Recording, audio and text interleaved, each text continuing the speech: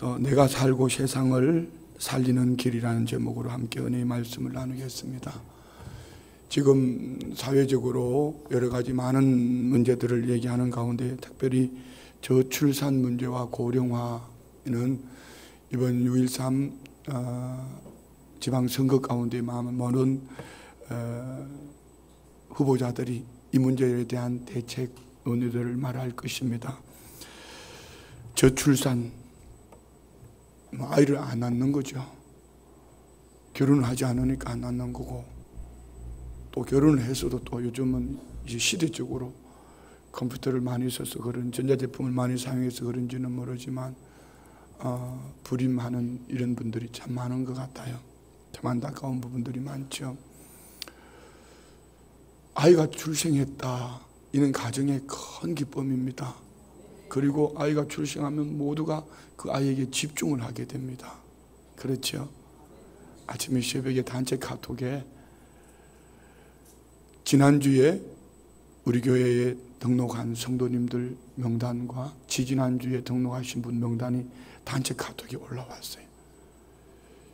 새 생명이 이렇게 탄생했습니다. 마귀에 뺏기지 않도록 기도합시다. 그런 내용이었습니다. 이것을 보는 순간에 제 마음이 이 마음에 온 거죠.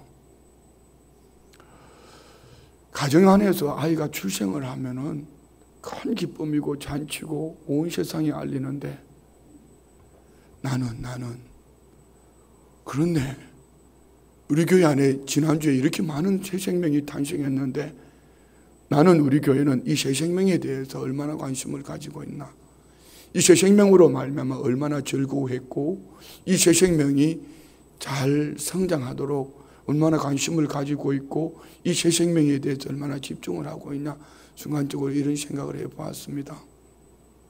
우리 새 생명에 관심을 가질 수 있기를 원합니다. 그러면 이 새 생명은 그냥 태어났습니까? 그분들이 그냥 나는 순복음 춘천교회 갈 거야, 나는 교회 갈 거야, 나는 예수님 믿을 거야 이렇게 오셨습니까? 그 새 생명 가운데는 지난주에 설교할 때 시작부터 끝까지 고개 한 번 들지 않고 그냥 고개 푹 숙이고 있을 분도 있습니다. 왜요? 어색하거든. 몸은 어른인데 이제 영적으로 이제 태어났으니까 모든 것이 어색하고 모든 것이, 그리고 고개 숙이고 있다 해서 듣지 않는다, 설교 말씀을 듣지 않았다 이런 얘기가 아닙니다. 그냥 모든 것이 어색합니다. 돌아봐야 합니다. 돌봐야 합니다. 그냥 되어진 것이 아닙니다. 누군가 그 한 새 생명을 이전으로 이끌기 위해서 눈물로 기도했을 것이고 또 주머니를 열었을 것이고 찾아가서 말씀을 전하고, 우리 박상주 안수집사님 여기 앉아있네. 아내와 자녀들을 주님 앞에 인도하려고 얼마나 애쓰고 힘쓰는지 몰라요. 아들이 이름을 불렀는데 아들이 이 성전이 없어. 안 일어나. 보니까 방송실에 가 있대. 아니 교회 오면서 왜 방송실에 올라가 앉았냐고. 아마 아버지가 이렇게 아들에게, 야 우리 교회 가서 영상 좀 배워라, 영상. 아버지 어떻게? 맞아요? 그렇게 아버지가 아들을 하도 교회 가자 해도 안 오니까 그렇게라도 아들을 데리고 온 거예요. 말씀을 듣다가 예배하다가 야 이가 영적으로 태어나기를 원하는 부모의 간절한 소원 아니에요? 참 멋있죠? 우리 박상주 안수집사님 박수 한번 쳐. 지금까지 목회하면 보편적인 겁니다. 보편적인 대개 보면은 부인들이 먼저 믿고 남편을 이끌어 오셔요. 그런데 남편이 저렇게 믿음으로 일어나려고 하면서 부인들이 나중에 따라오는 분들은 참 드물더라고요. 결국 남편 같이 주지 않더라고. 남자는 시간이 지날수록 부인을 못 이기더라고. 근데 박상주 안수집사님은 충분히 이기고도 남을 것을 믿습니다. 벌써 집에서 신방 예배를 드리려고 2번이나 날 잡았다가 2번이나 캔슬했는데 3번째는 되겠죠? 이렇게 되는 거예요. 자, 제가 뭔 말씀을 지금 드리는 거죠? 영적으로, 우리 육신적으로 한 아이가 출생하는 것도 큰 영광이고 큰 축복이지만 영적으로 새 생명이 탄생하기 위해서 그냥 되어지는 것이 아니라 하나님의 계획 속에 있는 그 영혼들을 찾아서 그 영혼들에게 때를 얻든지 못 얻든지 복음을 전하며 힘쓰고 애쓰는 가운데 나의 삶의 믿음의 고백과 예수 그리스도를 증거하는 가운데 성령님이 그 가운데 역사하시는 줄 믿습니다. 오늘은 베드로 설교입니다. 베드로 설교. 베드로의 설교 속에 주제는 이거, 예수님은 누구인가? 예수님은 누구인가? 그리고 역사적인 사실을 증거하며, 그리고 베드로 이전에는 우리는 무식쟁이라 우리가 생각 그렇게 한 거예요. 그리고 베드로를 모르는 그들이 베드로를 그렇게 얘기한 거죠. 근데 오늘 이 베드로의 설교에 보면은 어제 나눴던 말씀, 오늘 말씀에 보면은 어제 말씀은 요엘 말씀을 인용을 했고요. 오늘은 시편 100편을 인용해서 다윗의 고백을 인용합니다. 무식한 사람이 아니라는 것이죠. 그런데 그전에는 이 말씀이 왜 숨겨져 있었고 지금 이 말씀이 나타났을까? 성령님의 역사입니다. 오늘 우리 모두 마찬가지입니다. 말씀을 읽고 들은 것이 그냥 생존으로 살아갈 때는 그것이 한쪽 귀로 듣고 흘려버릴 수 있지만, 그렇지만 성령님은 깨닫게 하시고 알게 하실 뿐 아니라 가르쳐 주시고 이끌어 주시는 분인 줄 믿습니다. 성령님이 생각나게 하시는 거예요. 그래서 우리가 생명을 위해서 살려고 하면은, 한 영혼을 살리기 위해서 위하여 기도하고 복음을 들고 가면은 들었던 말씀이, 깨달아졌던 말씀이 때를 따라 우리의 삶 속에 하나님의 말씀이 역사하실 것을 믿습니다. 그리고 베드로의 설교의 세 번째는 이 예수는 온 우주 만물 가운데에 생명을 구원하시기 위해 하나님 보내신 아들 메시아 그리스도라는 것을 증거하는 것이 베드로의 설교의 핵심입니다. 그런데 이런 은혜의 말씀이 있음에도 불구하고 오늘 우리는 이 새 생명 살리는 이런 일에 있어서 우리는 얼마나 열심을 내는가, 우리 한번 자신을 돌아봐요. 주님은 항상 묻습니다. 열매를 묻습니다. 내게 열매가 있냐? 그리고 요한복음 15장에 보면 너희가 내 안에 있고 내 말이 너희 안에 있으면 무엇이든지 원하는 대로 구하라. 그리하면 이루리라. 뭘 말입니까? 주님은 열매를 내놓으라는 겁니다. 그런데 우리 주님 앞에 갈 때 어떤 열매를 내놓으실래요? 생존으로 살다가 온 열매를 내놓겠습니까? 그거는 예수 안 믿어도 얼마든지 생존을 살 수 있습니다. 열매는, 주님이 원하시는 열매는 생명입니다. 이 생명을 탄생시키기 위해서는 우리는 은혜의 현장에 있어야 됩니다. 은혜의 현장 속에 있지 아니하면은 이는 지난날의 한 역사적인 사실, 사건, 아니면 이야기, 소설 같은 거죠. 우리 마찬가지입니다. 오늘 이 베드로의 설교 속에서 우리가 이 베드로가 설교하는 그 은혜의 현장 속으로 내 삶이, 내 이 심령의 중심이 베드로가 지금 어떤 모습 속에서 이런 말씀을 전하고 있는가를 한번 우리 자신이 이 은혜의 현장으로 들어가 봐야 돼. 단순하게 사도행전에 일어나는 한 사건, 오순절 초대교회에 일어났던 한 사건, 역사적인 사건, 아 그런 일이 있었구나, 그런 일이 있었구나, 베드로가 이런 고난 속에서, 이런 시련 속에서 이렇게 복음을 전했구나, 그들이 찔림을 받았구나, 이렇게 끝나버리면 안 된다는 것이죠. 예배당이 무엇을 위해서 필요한 것이죠? 생명 살리는 겁니다. 생명 살리는 거 아니면은 이거 다 겁니다. 여러분 보십시오. 서울에 수백억 대의 교회가 무너져서 이단교에 팔려나간 거 여러분 신문에서 못 보셨습니까? 왜요? 생명 살리는 교회가 되지 않고 본질을 버리고 비본질에 초점을 맞추고 가다가 보니까 교회가 무너지는 거죠. 교회가 왜 나눠질까요? 생명이 아닌 생존을 위해 사는 사람들이 떠드는 것 때문에 교회가 혼란스러운 거예요. 생명 살리기 위해서 몸부림치는 분들은 그리 하지 않습니다. 지금 한국교회 위기가 그거 아닙니까? 하나님이 생명 살리기 위해서 가는 길에 성령의 사람을 때를 따라 도와주셔요. 우리 교회가 생명 살리는 교회가 되기를 원합니다. 오늘 본문의 핵심 크게 두 가지로 말한다면 이겁니다. 예수님은 누구인가? 예수님이 오신 이유를 이렇게 설명하고 있고요. 또 예수님은 누구인가? 하나님을 누구도 대적할 수 없다. 이것이 오늘 본문의 얘기입니다. 그럼 우리 이렇게 얘기할 겁니다. 나 하나님 대적한 일 없다고. 그런데 오늘 본문에 유대인들은 하나님을 믿는다 했지만 하나님 보내주신 예수 그리스도, 그리고 그분이 부활승천하시고 보내주신 성령으로 말미암아 일어난 역사, 그들은 그 예수를 십자가에 못 박은 그들, 결국 그들이 마음에 찔림을 얻고, 형제들아 우리가 어찌할꼬 내일 설교입니다. 그때 그들이 회개하고 돌아왔을 때에, 자, 여러분 회개할 기회를 놓치지 말아요. 지난주일 설교 후에 성도님들이, 장로님들도 가운데도 많은 분들이 제게 메시지를 보내왔습니다. 다양하게 말입니다. 다양하게. 성도님들이 이런 말씀이 이렇게 은혜를 입으셨구나. 저는 참 감동을 받았습니다. 그분들은 그 마음에 찔림을 얻고 회개하고 돌아선 거지요. 내용 하나만 읽어드릴까요? 그러면 누구 읽어줬다고 그럴까 봐. 참 성도님들이 이런 방법으로 은혜를 받구나. 나는 이렇게 설교를 했는데 성령님은 우리 성도님에게 이렇게 은혜를 주셨구나. 참 감사했습니다. 야, 참 감사하구나. 그런데 정작 이 말씀을 받고 찔림을 얻고 회개해야 될 때 회개하지 못한다면은, 여러분 회개의 타이밍을 놓쳐버리면은 어떻게 되지요? 하나님의 징계가 들어가기 시작하는 겁니다. 그 문제는 이겁니다. 옆에 사람은 이거 하나님의 징계 같은데라고 옆에 사람은 아는데 본인은 마치 아무 일도 없는 것처럼 그냥 갑니다. 모르는 거죠. 이게 더 심각한 거예요. 그러니까 모세가 아픈 거예요. 어떻게 해요? 금송아지를 갈아 먹여야 되는 것도 아프고, 또 레위인을 통하여서 하나님 편의 선자들 나오라. 참 이해가 안 되는 게 그거예요. 그 모두가 하나님 믿는 사람이라면서 하나님의 편의 선자들 나오라 했을 때 왜 레위인만 나왔을까요? 나머지는 왜 하나님 편에 서 있지 않았을까요? 우리를 이끌어내는 하나님, 우리를 이끌어내는 신을 만들어달라고 그 말하는 그들이 왜 하나님 편에 서지 않았을까요? 이겁니다. 설마 무슨 일이 있을까 봐. 아무 일 없을 거야. 내가 그 자리에 나가면 잘난 체한다고 그러지 않을까? 마치 아무 일도 없을 거야.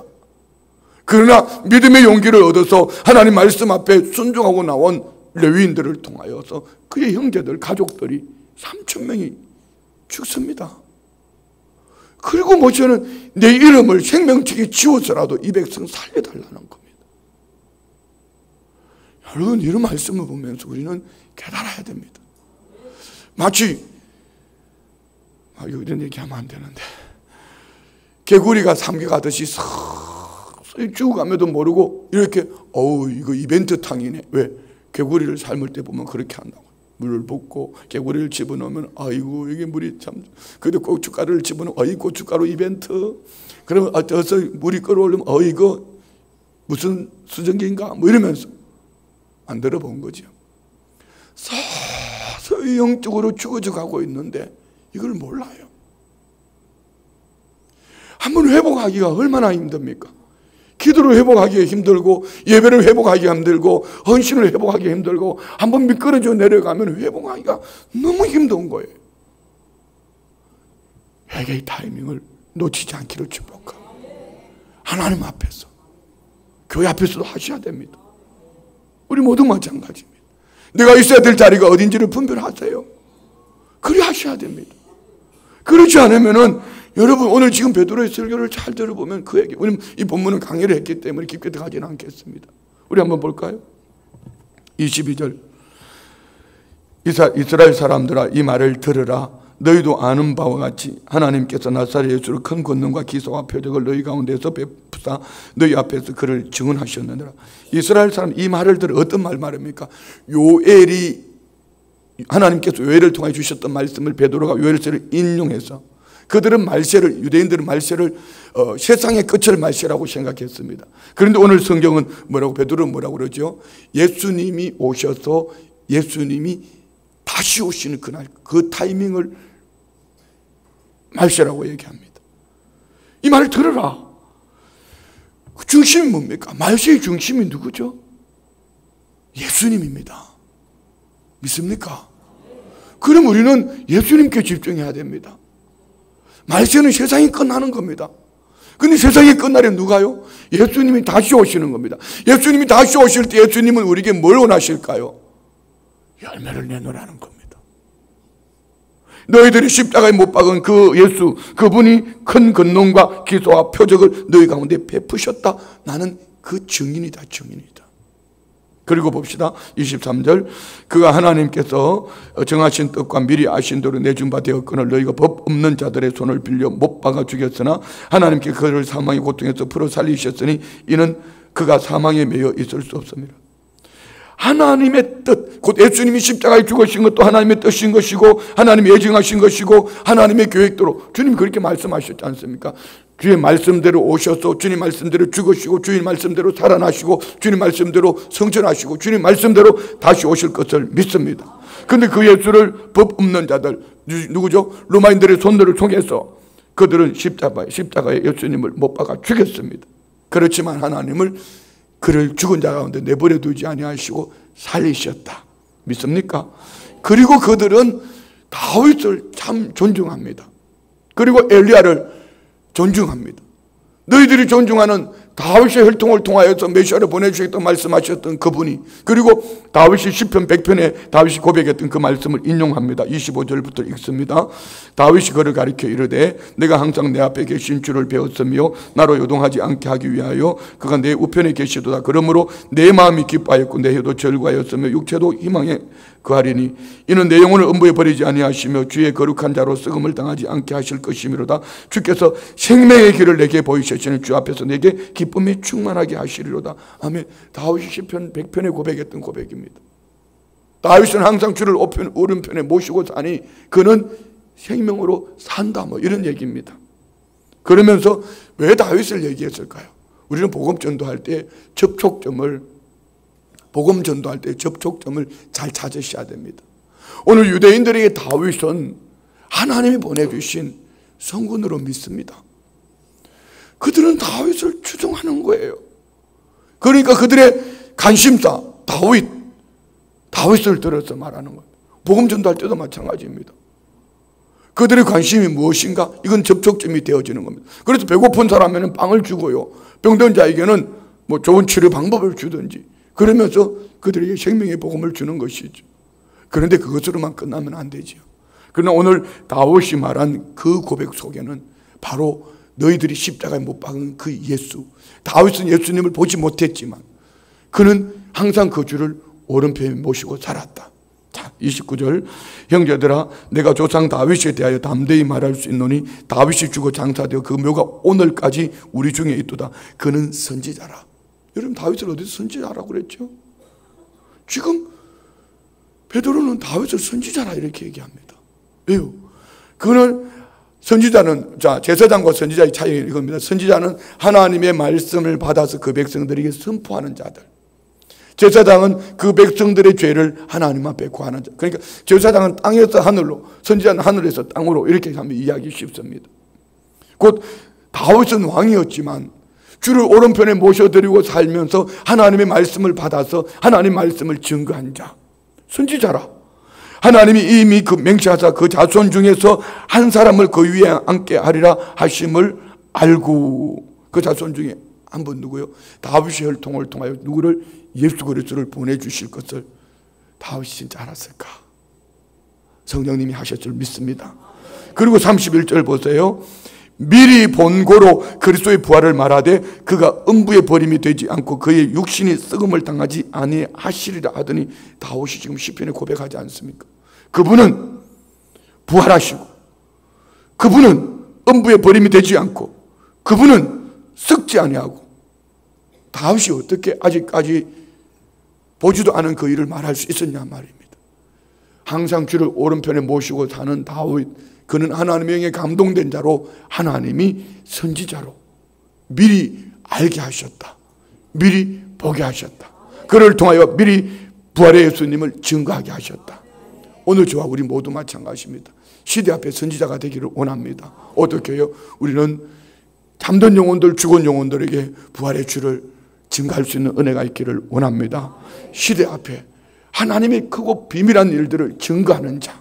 자, 그 예수를 32절에 이 예수를 하나님이 살리신지라 우리가 다 이 일의 증인이로다. 예수를 하나님이 살리셨다. 우리가 다 이 일의 증인이다. 이 말 속에는 뭘까요? 너희들이 십자가에 못 박은 그 예수를 하나님이 살리셨다. 그 예수는 너희들이 존경하는 그 다윗이 이미 본고로 예언했던 것처럼 그 말씀하신 대로 그분이 십자가에 죽으시고 다윗의 혈통으로 오신 메시아 예수 그분이다. 그렇게 증거하는 거지요. 그리고 33절, 하나님이 오른손으로 예수를 높이시며 그가 약속하신 성령을 아버지께 받아서 너희가 보고 듣는 이것을 부어주셨느니라. 하나님이 예수님을 살리시고 예수님을 죽은 자 가운데 살리시고 하나님 보좌 우편에 앉히시고 누구를 보내주셨다? 성령을 보내주셨다. 할렐루야. 그래서 지금 베드로가 내가 지금 이렇게 하는 것, 너희들이 지금 이상한 말로 한다고 아침부터 쇠수시를 취했다고 말하는 이런 것은 지금 성령이 하시는 거다. 할렐루야. 너희가 보고 듣는 이것을 부어주셨다. 성령이 하셨다. 34절 다윗을 얘기합니다. 다윗은 하늘에 올라가지 못하였으나 친히 말하여 이르되 주께서 내 주에게 말씀하시기를 내가 내 원수로 내 발등상이 되게 하기까지 너는 내 우편에 앉아 있으라 하셨도다 하였으니, 곧 다윗은 항상 하나님을 주님을 모셔드리고 사는 삶. 그 다윗은 예수님을 이렇게 말합니다. 내 원수로 내 발등상이 되게 하기까지 너는 내 우편에 앉아 있으라.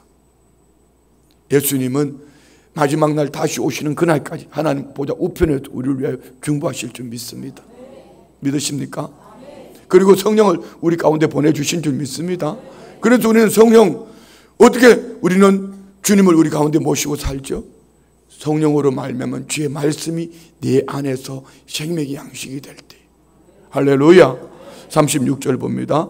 그런즉 이스라엘 온 집은 확실히 알지니 너희가 십자가에 못 박은 이 예수를 하나님이 주와 그리스도가 되게 하셨느니라. 너희는 그 예수를 대적했지만 너희들은 대적할 수 없다. 하나님이 살리셨다. 그런데 성경은 이렇게 말합니다. 우리가 생명 살리는 일에 힘내면은 생명 살리는 것이 본질이지, 생존을 위해서 살면서 그렇게 떠드는 그 하나님을 대적하는 일이라고 지금 말씀하는 거예요. 유대인들이 왜 그랬죠? 왜 유대인들이 예수님을 배척했죠? 자기 자신들의 삶에 유익이 없다는 겁니다. 바리새인과 사두개인은 같이 하나 될 수 없는 사람입니다. 그러나 예수를 핍박하는 일에는 하나가 되었습니다. 왜 그랬을까요? 그들은 생존 때문입니다. 마찬가지예요. 오늘 이 지구상에는 많은 교회들이 있습니다. 이 많은 교회들 중에 생존을 위해서 달려가는 교회는 편합니다. 왜요? 마귀들이 그냥 춤을 출 거예요. 좋아서. 그러나 생명을 살리기 위해서 가는 교회는 항상 시끄럽습니다. 이유는 마귀가 그냥 내버려 두지 않습니다. 누구를 통해서요? 생존을 위해서 사는 주변 사람들로 인하여금 생명을 위해 사는 이들을 그냥 내버려 두지 않습니다. 뭐 말인지 이해가 되셨나요? 우리 영적으로 깨어있기를 원합니다. 선교해야 됩니다. 선교하셔야 합니다. 선교를 꼭, 선교 이렇게 얘기하면 제일 먼저 떠오르는 게 뭐죠? 다 같이 시작. 외국 나가는 거, 헌금하는 거. 아니요, 선교는 그거만 있는 거 아닙니다. 내 안에 부활의 확실한 증거를 가지고 예수님을 나의 삶의 주인으로 모셔드린 믿음의 고백과 함께 그분을 증거하는 거예요. 그리고 기도하는 겁니다. 그 한 영혼을 가슴에 끌어안고 기도하는 거예요. 자, 이번에 다음 주일부터 우리 단기 선교팀 선교 갑니다. 여러분, 물질이 없는데 어떻게 물질로 헌신해요? 그래도 기도는 할 수 있잖아요. 부인하지 말고, 부정하지 말고, 거부하지 말고, 여러분 거부하면 이꼴 나는 거죠. 생명 살리는 일에, 생명 살리는 일에 함께 동행하지는 못할 망정 왜 거부하고, 왜 반대하고, 왜 조롱하냐 말이죠. 군성교도 마찬가지입니다. 지금 한국교회를 돌아보십시오. 어제 소강성 목사님 교회가 이번 주일날, 지난주 토요일날 연무대교회 6,000명 진중 침례식을 했어요. 지금까지 연무대교회 최고로 많은 성도를 한꺼번에 6,000명. 우리 뭐 많이 해봤자 4,000명. 그런데요, 교단도 어느 교회도 까뜩도 안 합니다. 우리 교회가 이번에 진중 침례식 4번째 합니다. 춘천에 있는 많은 교회 목사님들이, 아니 장로님들이 그런 얘기합니다. 그거는 교단에서 하는 건데 여러분 교단이 안 합니다. 지난번에 말씀드렸지만 우리 홍영기 목사님이 군에 갔다가 군에서 진중 세례를 받고 목회자 되신 분이에요. 지금 선교 나갔잖아요. 선교 잘하고 있잖아요. 여러분, 우리 은혜 현장 속에 있으면 하나님의 생명 살리는 일에 자꾸 문을 열어주셔요. 문을 열어주셔요. 우리가 선교하러 해외 나가든지 아니면 물질로 헌신을 하든지 아니면 기도로 중보하든지 이 모든 것이 다 선교입니다. 할렐루야. 이 생명 살리는 일이에요. 이것이 내가 살고 세상을 살리는 길이란 말입니다. 내가 살고 세상을 살리는 이 일을 인하여 주변에서 뭐 대단한 거 그거 너무 개의치 말아요. 제가 오늘 설교했으니까 또 춘천에 쫙 소문 퍼질 거 방송에 절대로 편집하지 마세요. 그대로 두세요. 요즘은 너무 감사한 게 설교를 하고 나면 새벽 예배 설교를 한 200명씩 와서 들었습니다. 주일 설교하고 나면 한 500명이 와서 듣습니다. 1년은 막 겁이 나는 거예요. 우리 성도들에게 뭘 얘기하고 싶은데 세상이 더 떠드니까 이제 겁이 나기 시작하는 겁니다. 해야 됩니다. 춘천교회가 연합을 해서 선교를 해야 되고요. 춘천교회가 연합해서 생명 살리는 이 일에 열심을 내야 됩니다. 할렐루야. 마찬가지예요. 군선교는 황금무장입니다. 한번 보세요. 하나님께서 얼마나 선교의 문을 활짝 열어주셨는지. 군선교 외치니까 군단장도 사단장도 믿음 좋은 분들을 보내주셨어요. 너무 감사해요. 역대 지금까지 이런 적이 없습니다. 얼마나 감사해요. 하나님 주시는 축복의 기회라고 믿습니다. 우리는 이럴 때에 선교의 문을 조금씩만 열고 가까이 나가보면요 생명 살릴 일이 얼마나 많은지 몰라요. 그게 당장 내게 무슨 유익이 있냐고요? 그러면 여러분 애들 낳지 마세요. 애기 낳는 게 뭔 성도님들이 당장 무슨 유익이 있습니까? 여러분 나와 상관없는 우리의 다음 세대들 왜 상관이 없어요? 우리는 다음 세대들이 무너지고 있습니다. 우리 청소년 보고마율이 4%도 안 되잖아요. 미전도 종족입니다. 우리는 다음 세대들을 선교해야 됩니다. 캠퍼스 선교해야 되고요. 군 선교해야 되고요. 이제는 유치원도 선교해야 됩니다. 초등학교 선교해야 됩니다. 이게 내가 살고 생명 세상을 살리는 길입니다. 우리 교회가 살고 살리는 성도 되시길 바랍니다. 그리고 주님 앞에 갔을 때에 칭찬 듣고 상 얻는 우리 모두가 되기를 원합니다. 베드로는 지금 그 얘기하는 거죠. 너희들이 십자가에 못 박은 그 예수님이 오셔야 될 이유 하나님이 정하신 거다. 그리고 너희들이 십자가에 못 박았지만 그 또한 하나님이 정하신 것이다. 너희들이 십자가에 못 박아 예수를 죽였지만 하나님이 살리셨다. 하나님 정하신 것이다. 그리고 예수님은 하나님 보좌 우편에 앉아 계시고 성령을 보내주셨다. 우리가 그 일의 정인이다. 정인이다. 너희들이 좋아하는 그 다윗이 그렇게 말했지 않냐? 시편 100편은 너희들은 어떻게 보냐? 그분이 증거한 것이 바로 그분이 선지자다. 그분이 바로 선지자로서 다윗이 증거한 그분이 바로 예수님이다. 그분이 썩음을 당하지 않다고 말했던 그분이 바로 예수님이다. 너희들이 하나님을 대적했다. 이 얘기입니다. 사랑하는 성도님들, 우리 하나님을 대적하는 자리에 있지 말고 생존이 아닌 생명을 위해 달려가다가 우리의 삶이 더 기름지고 윤택한 삶이 되는 모두가 되시기를 주의 이름으로 축원드립니다. 기도합니다. 좋으신 예수님 감사합니다. 생명 살리는 일에 내가 살고 우리 교회가 세상을 살리는 일에 더 귀하게 쓰임 받기를 원합니다. 생명 살리는 일에 열심을 내다 보니 많은 원치 않는 조롱의 소리, 비난의 소리도 듣습니다. 오늘 베드로도 그랬습니다. 예수님의 제자들도 그랬습니다. 그렇지만 그들은 예수 그리스도 그분을 증거하며 그들이 추종하는 다윗을 증거했습니다. 우리도 많은 조롱과 핍박이 있지만 그 속에 무너지지 않고 생명 살리는 일에 더 열심을 내기를 원합니다. 가까이는 우리 다음 세대들 선교하기를 원합니다. 나아가서 세계 선교에 힘을 내는 우리 교회 되어지도록 성령님 역사하여 주옵소서. 온 성도들이 기도로 선교하고 물질로 선교하고 삶으로 선교하고 몸으로 선교하고 선교하여 잠든 영혼들을 깨우고 죽은 영혼들을 살리며 세상을 살리는 우리 교회 되게 하여 주옵소서. 믿음으로 예물 올려드립니다. 선교원금 드립니다. 필리핀 당기 선교 후원금 드립니다. 1,000번 예물 드립니다. 선교원금 드립니다. 필리핀 당기 선교원금 드립니다. 선교원금 드립니다. 하나님 아버지, 이물질 자녀들이 믿음이 회복되게 하시고 많은 사람을 오늘도 돌아오게 하는 일에 귀하게 쓰임받는 축복된 하나님의 사람들의 삶이 될 수 있도록 아버지 하나님 때를 따라 도와주시옵소서. 주의 은혜가 날마다 넘쳐날 수 있도록 도와주옵소서. 예수님의 이름으로 축복하며 기도드리옵나이다. 아멘.